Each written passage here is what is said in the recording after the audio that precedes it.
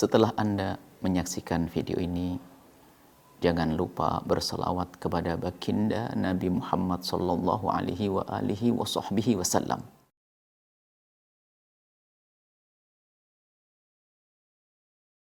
Allah Ta'ala nafa'ana Allah bihi wa bi'ulumihi wa bi'ulumi masyayikhihi wa talamidati fid dar amin. Dengan kitab Ayyuhal Waladnya, kita langsung, baik para santri, manapun Anda berada, sudah ketemu tempatnya, batasnya. Kita lanjutkan dengan baca kitab Ayyuhal Walad. Imam Ghazali menyebutkan waruya annal Junaid. Dikisahkan tentang Sayyidina Junaid al-Baghdadi. Al-Junaid bin Muhammad al-Baghdadi. Beliau masyhur sebagai seorang sufi yang alim. Semua fan dimiliki. Segi bahasa hebat. Dalam ilmu akidah luar biasa. Bahkan beliau yang punya makalah sangat masyhur, atau perkataan sangat masyhur, Tariquna nahnu, tariknya ahli tasawufnya Imam Junaid al-Baghdadi, manutun bil kitab wa sunnati. Jadi beliau adalah yang mengatakan bahasanya tidak ada tasawuf yang sah kecuali harus bersandarkan kepada kitab Allah, Al-Quran dan sunnah Nabi Sallallahu Alaihi Wasallam. Beliau sufi yang sejati. Sufi yang sejati, seorang wali besar. Ruwiya annal Junaid, dikisahkan, disebutkan tentang Sayyidina Junaid, qaddasallahu sirrah, semoga Allah mensucikan, memuliakan beliau, sir beliau, yakni sesuatu yang sir, yakni sir adalah dimaknai bisa roh, ruhahu, sirrohu, macam-macam sir. Sir itu sesuai selain dari yang zahir. Atau sir dimaknai adalah satu karunia yang sifatnya maknawi. Bisa sir maknanya luas sekali. Baik. Bisa kita sedang qaddasallahu sirra, semoga Allah sucikan rohnya, Allah muliakan Imam Junaid al-Baghdadi. Ru'ya fil manami, beliau dilihat, ditemukan dalam tidur. Ba'da mautihi, setelah wafat, ada yang memimpikan Sayyidina Imam Junaid al-Baghdadi. Ada yang memimpikan, faqila lahu. Kemudian orang yang memimpikannya itu bertanya kepada Imam Junaid al-Baghdadi, mal khabaru ya Abul Qasim? Apa kabar wahai Abu Qasim, Abul Qasim Imam Junaid al-Baghdadi?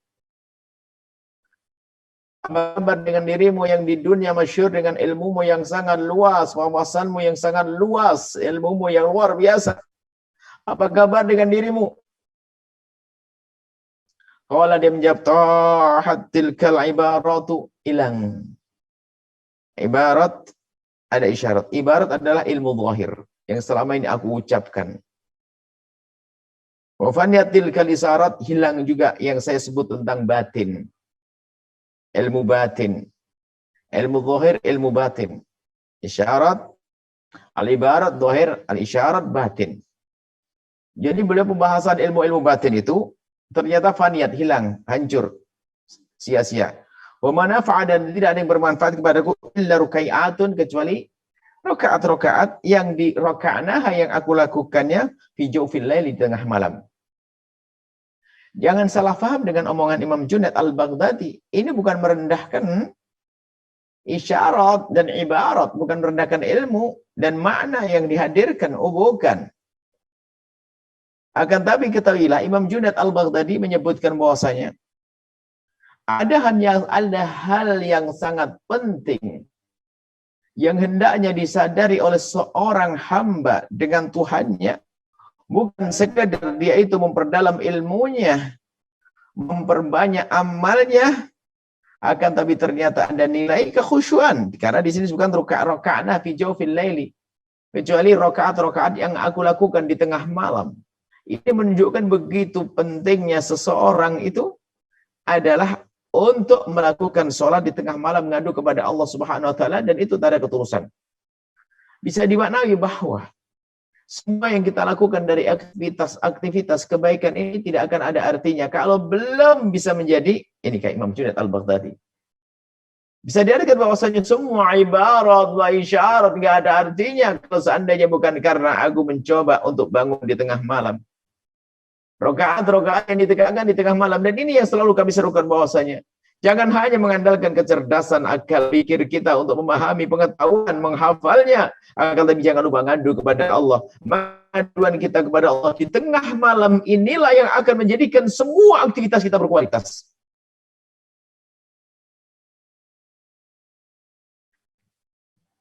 Bisa dimaknai begini, jika ada orang rajin beribadah, Masya Allah dengan ibadah, sholat, baca Al-Quran, maka ketahuilah, bisa jadi sangat tidak ada artinya itu semuanya jika dia belum bisa melakukan sholat atau baca Al-Quran di saat sembunyi sendiri. Nah di sini Sayyidina Imam Junaid Al-Baghdadi sudah melakukan, dia menyebutkan bahwasanya semua isyarat ibarat gak berguna. Akan tapi yang berguna adalah apa? Rakaat-rakaat yang aku tegakkan di tengah malam di saat orang pada tidur. Melakukan sholat di tengah malam. Wannasu niyam, orang pada tidur. Maka diseru orang semacam ini, Fadkhulul jannata darassalam. Masuklah ke surga. Dari pintu manapun yang kau suka. Nah ini. Jadi bukan merendahkan amal. Oh tidak. Jadi seperti begini, roh. Badan kita nggak ada artinya kecuali ada rohnya agar bergerak, ada nyawanya, ada inti, ada saripatinya.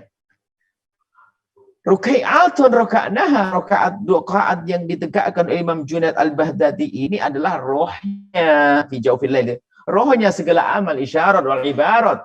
Jadi isyarat wal ibaratnya seorang hamba itu baru ada artinya jika dia sudah bisa khusyuk kepada Allah di saat orang lain tidak bisa melihatnya. Artinya apa? Dia punya ketulusan. Yang sudah punya ketulusan, maka sangat mudah baginya untuk tulus di saat beramal baik yang lainnya.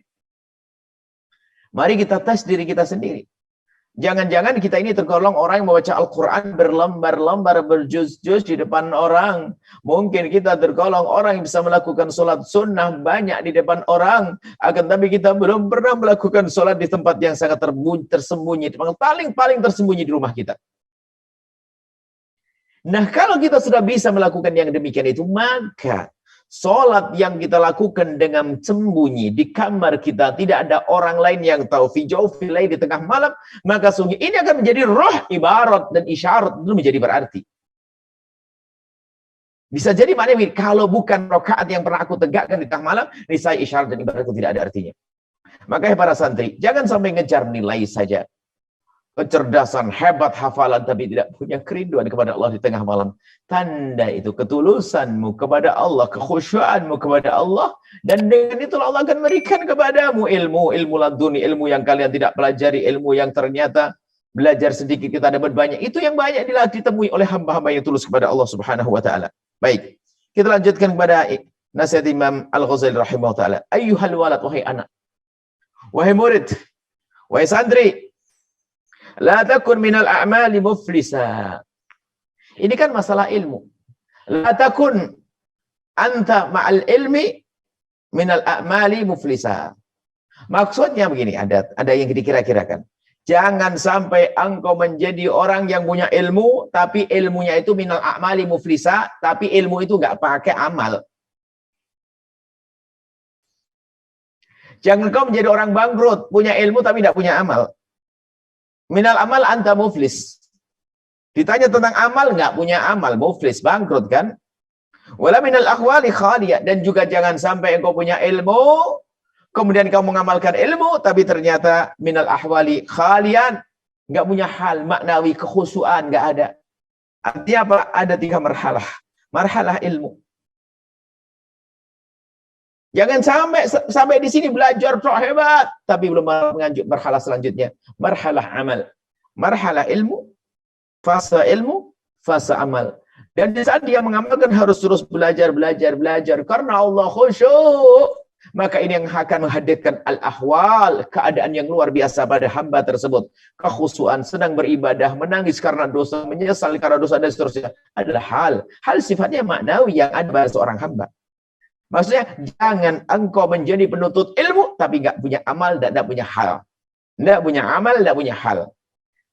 Ngamalkan enggak, juga mendapatkan kekhusyuan juga enggak. Watayakkan, dan yakinilah wahai anak, wahai penuntut, wahai kiai, wahai ustaz. Imam Ghazali nasihat ustaz.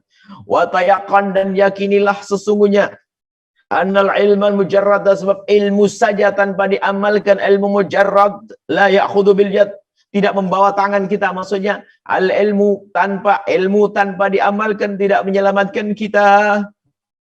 La ya'khudh bil yad. Maksudnya ya'khudh bil yad istilah khudh biyadi. Khudh biyadi maksudnya tolong kami. Biasanya orang kalau tenggelam kan begini, lalu minta ditolong. Khudh biyadi. Khudh biyadi. Mithaluhu law kana, misalnya contoh, lihat, nggak berguna ini. Biarpun punya ilmu. Law kana ala rajulin min bariyah fi bariyatin. Kalau ada satu orang di padang pasir, nggak ada orang yang menolongnya, dia sendiri di padang pasir. Dia punya asyratu asyafin, dia punya 10 pedang, yang anggap 10 ini adalah mubalaghah, satu aja cukup untuk berat. Dia punya pedang banyak misalnya. Hindiyatin, asyaf itu asros ini adalah untuk bukan adat, bukan bilangan sesungguhnya, untuk menunjukkan banyak. Hindiyatin itu adalah menunjukkan bahasanya Hindia bukan berarti ini hanya maksudnya Hindia itu kalau bahasa sekarang itu merek pedang terbagus. Dengan loggamnya yang bagus. Kemudian kualitasnya, makanya adalah Hindia. Maksudnya begini, seandainya kamu punya senjata yang paling hebat dan sangat banyak, min aslihatin ukhra. Ma aslihatin ukhra, disambung, kamu juga punya senjata yang lainnya. Bukan rajul sujaan, cuman orang yang punya banyak senjata yang lengkap tadi, memang bukan sujaan, dia juga pemberani sebetulnya. Bayangkan, senjata lengkap. Dia hebat dalam memainkan senjata. Dia pemberani. Dan dia memang jago perang. Apa? Kira-kira kalau ada orang semacam itu, dia jago perang, punya senjata. Jago perang, punya senjata. Dan dia berani. Ada harimau datang, disambar, disabet dengan pedangnya. Cuman ini, orang yang katanya jago perang hebat ini, fa'amal alaihi asadun adhimun.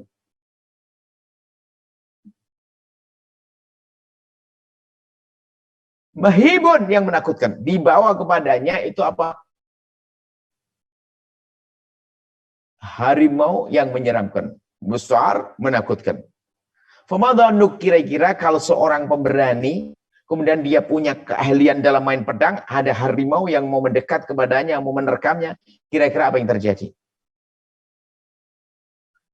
Hal tadfa'ul aslihatu syarrahu, apakah senjata yang hebat tadi yang namanya asaf hindiyah itu, senjata yang hebat itu apakah bisa aslih tadfa' menolak syarrahu, kejahatan harimau?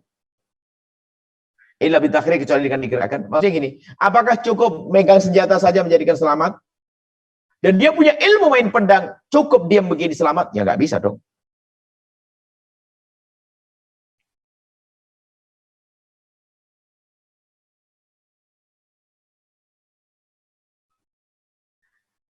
Hal tadfa'ul aslihatu, apakah senjata itu bisa menolak, bisa mengusir syarrahu, kejahatan, kebahayanya harimau, anhu, dari orang tersebut, bila istimaliha, tanpa menggunakan pedangnya, audharbiha, atau memukulnya, kira-kira ada manfaatnya? Coba, kita punya ilmu cerdas. Imam Ghazali mengajari.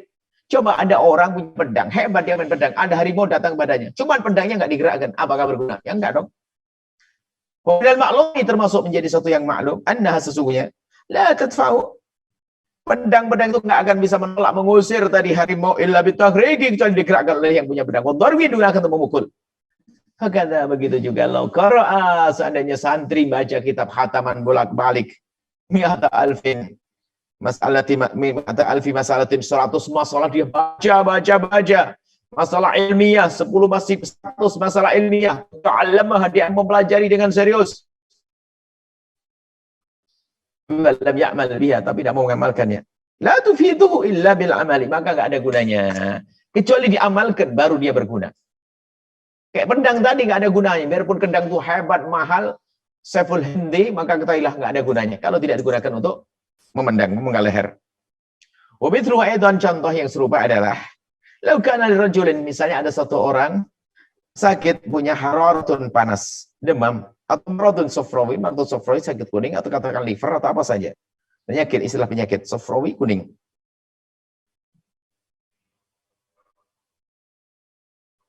Jadi perlu keterangan khusus zaman Imam Ghazali, sofrawi apa sih artinya?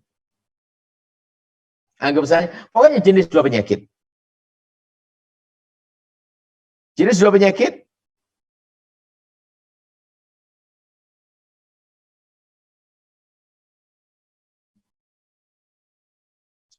yakunu, dan tahu yakunu ilaju, cara ngobati sakit itu adalah cara, dia ada orang diuji dengan penyakit. Dan dia tahu bahwasanya obat sakit tersebut, anggap saja orang sakit kepala, lalu dia punya jenis paracetamol atau panadol semacam itulah, obat-obat anti nyeri. Atau dia batuk pusing punya obat tapi nggak diminum, apakah ada gunanya? Nggak ada gunanya. Sama di sini, dia punya penyakit sofromi tadi, atau punya penyakit yang disebutkan penyakit demam. Kemudian dia tahu ilaju, cara obatnya adalah sekenjebin. Sekenjebin adalah obat tradisional. Persia sana biasanya adalah madu dicampur dengan cuka, kol, kemudian dikasih daun na'na, diaduk, kemudian diminum. Ya anggap saja madu sama apalah, pokoknya obat-obat di Indonesia lah, bisa juga. Sakit perut dengan pucuk jambu, digigit. Biarpun dia beli pucuk jambu 1 truk, kalau tidak digigit nggak sembuh. Wal kashkaf itu adalah ya sebetulnya jenis makanan tapi jadi obat, bisa jadi obatnya itu. Kashkaf itu adalah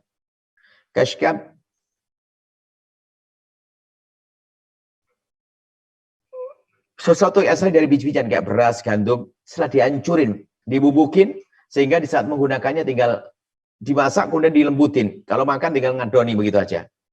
Tepung-tepung gitu, tepung jadi. Itu bisa jadi obat. Nah, ada orang sakit obatnya itu, tapi nggak mau menggunakan. Layak sulu, falayak sulul bur'u, maka nggak akan bisa sembuh. Illa bistimaliha, kecuali dipakai. Biarpun dia punya obat canggih, punya obat hebat, tapi kalau obat tersebut tidak diminum, ya nggak sembuh. Kemudian bawahnya itu ada bahasa Persia. Bahasa Persia. Kalau bacanya tidak tahu, takut salah bacanya, nggak usah dibaca. Kermidawa hazra midawa hazra azar. Nah, baru kita harus pakai talqin kalau mengucap seperti itu. Baru yang ngerti bahasa Persia. Kalau artinya adalah gambarannya kalau ada seorang punya minuman memabukkan, naudzubillah, ini sekedar gambaran saja. Apakah akan mabuk kalau dia tidak minum? Ya enggak dong, kan dia tidak minum kok. Baik, sampai di sini. Kita lanjutkan. Walau qara'tal ilma. Walau qara'tal ilma, kalau seandainya kamu menghafal ilmu, mi'ata sanatin, 100 tahun belajar. Wa jama'ta alfa kitabin, kau mengumpulkan 100 kitab. Koleksi kitabnya banyak. Dan takunu musta'idan li rahmatillah, enggak akan mendapatkan rahmat Allah illa bil amal, kecuali ngamal, punya amal, mengamalkan ilmunya. Ilmunya banyak, enggak mengamalkan dia seperti pohon tak berbuah, enggak ada guna. Allah SWT berfirman, wa allaisa linsani lima sa'a, tidak ada bagi seseorang manusia nanti di hadapan Allah kecuali apa yang ia usahakan. Jangan mengharap dari orang, yang baik kita usahakan jangan dapat, maka dari itu jangan sampai kita lupa terus untuk mengupayakan beramal soleh. Wa allaisa linsani illa ma sa'a, nanti yang akan ditemui ada sesuai dengan perbuatannya. Wa man kana yarju liqa'a rabbih falyamal amalan sholihan. Ini pentingnya. Kalau ingin bertemu dengan Allah, hendaknya beramal yang soleh. Jazaa bima kanu yaksibun, nanti ada balasan atas apa yang mereka lakukan. Amal juga. Innal ladzina amanu wa amilus sholihat, orang yang beriman dan beramal soleh. Allah, kana lahum jannatun, mereka mendapatkan surga. Ini ayat-ayat yang disebutkan ini adalah ayat-ayat tentang bagaimana pentingnya amal. Mohon maaf ini karena kitabnya tidak ini hanya sekedar foto-foto. Karena lahum jannatun, maka mereka mendapat surga, jannatul firdausi, surga firdaus, nuzulan, untuk tempat turun. Khalidina fiha, la yabghuna anha ihwala. Enggak mau menggantinya, enggak mau yang lainnya, surga. Nah ini pentingnya ilmu untuk mendapatkan surga. Memang Allah Subhanahu wa taala, Nabi sallallahu alaihi wasallam bersabda, sudah disebutkan bahwasanya la yudkhil ahadakumul jannata amalukum. Tidak akan masukkan sekalian surga amal kalian. Sahabat Nabi bertanya, "Wal anta ya Rasulullah?" Ya, termasuk aku. Illa ayyataghammadani Allah bi rahmati, kecuali Allah memberikan kepadaku rahmat baru aku masuk surga. Kita masuk surga dengan rahmat Allah, bukan dengan amal kita. Tapi amal itu penting. Amal itu penting. Ila man taba amana wa amila sholihan, kecuali orang tobat yang diterima. Tobat dulu baru beramal soleh. Ya benar. Pentingnya amal soleh. Gak cukup tanpa amal. Maksudnya di sini isyarat bahwasanya di sana memang Nabi pernah bersabda bahwasanya yang masukkan surga kalian itu adalah dengan rahmat Allah. Kalian masuk surga dengan rahmat Allah. Bukan dengan amal kalian. Tapi ini bukan berarti melemahkan amal. Tidak melemahkan amal. Bukan berarti amal tidak berguna. Oh, amal berguna. Disebutkan ayat ini, amal berguna. Surga dengan amal, dengan amal, dengan amal. Tapi ingat, kita beramal karena Allah, dengan harapan kita mendapatkan ridho Allah. Tapi jangan mengatakan bahwasanya aku masuk surga karena amalku. Jangan. Kita masuk surga karena rahmat Allah. Dan kita beramal, ini kewajiban. Kita melaksanakan kewajiban. Beramal, kita melakukan perintah. Kita melakukan kebaikan, beramal. Kalau memang kita ahli surga, senang, rindu ridho Allah, akan menikmati sebetulnya dengan amal-amal semacam itu. Intinya Imam Ghazali akan mengatakan bahasanya, kalau kamu itu berilmu tapi tidak beramal, ya kayak tadi. Ilmu mudah kau amalkan. Kayak orang sakit punya obat banyak, nggak diminum obatnya mau kemana? Mau sembuh bagaimana obatnya nggak kau minum? Begitu juga katanya pengen surga yang tinggi tapi nggak punya amal. Memang ke surga, masuk surga bukan karena amal kita, karena rahmat Allah Subhanahu wa taala. Tapi kan disebutkan juga bahwa rahmat Allah sangat dekat dengan orang muhsinin. Rahmat Allah dekat dengan orang-orang yang baik. Akan disebutkan pada pertemuan yang datang insyaallah. Intinya semacam itu. Mari kita memulai dari beramal. Jangan menunda. Kita ngerti tahajud, jangan lupa. Jangan sampai tidak tahajud. Ingat, tanda ilmu bermanfaat. Kita ngerti sholat duha. Kita ngerti pentingnya membaca sholat kepada baginda Nabi sallallahu alaihi wasallam. Kita pengen sholat, kita ngerti sunnah qobliyah itu ilmu. Tapi nggak ada gunanya ilmu itu kalau kita tidak amalkan. Mari kita mengamalkan, mencoba mengamalkan sedikit. Wa'amal walau bil usri zakati. Ibaratnya 10% dekat bayar zakat. Jangan sampai kita ngerti ilmu tidak mengamalkannya. Berusaha untuk mengamalkan, hai para santri. Hakikat kemanfaatmu adalah bukan di saat kau bahsul masail juara 1, hebat, paling berani, paling hebat. Bukan itu. Tapi adalah di saat ilmumu bermanfaat. Kau gunakan untuk kebaikan. Maka ayo siapapun dari kita. Para santri terus berusaha untuk terus nambah ilmu. Mengamalkan ilmu. Nambah ilmu dan mengamalkan ilmu. Yang Allah berikan kepada kita sungguh istimewa. Mendapatkan ilmu, mengamalkan ilmu. Mendapatkan ilmu, mengamalkan ilmu. Maka itulah orang yang berhak mendapatkan ilmu dari Allah yang disebut dengan ilmu ladunni. Baik, ini saja yang bisa kami sampaikan. Semoga bermanfaat. Salam takdim untuk para guru-gurumu. Wahai santriku, gurumu, kiaimu, yang kalian belajar kepada beliau-beliau. Ya. Salam takdim dan juga semoga kalian termasuk golongan anak-anak yang mendengar ilmu, kemudian mengikuti ilmu tersebut, mengamalkan ilmu tersebut. Dan semoga Allah mengampuni semua, mengangkat derajat semuanya. Allah mudahkan segala urusan guru-guru kita. Allah mudahkan urusan orang tua kita. Allah mudahkan urusan kita semua. Semoga Allah menjadikan kita saling mencintai karena Allah, saling mencintai karena Allah, saling mencintai karena Allah, panjang umur, sehat afiat, husnul khatimah. Al-Fatihah.